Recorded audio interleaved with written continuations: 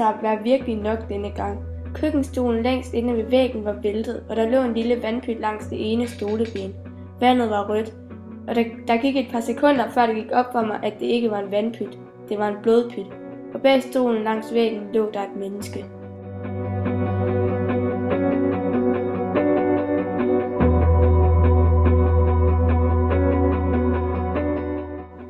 Jeg måtte gå ind i lejligheden. Jeg låste døren op og trådte ind. Den virkede helt utrolig skummel.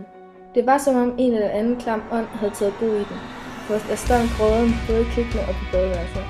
Og så følte jeg mig overvåget, selvom alle gardiner var trukket for, og jeg havde samlet dem med klemmer, så der ikke var nogen sprækker.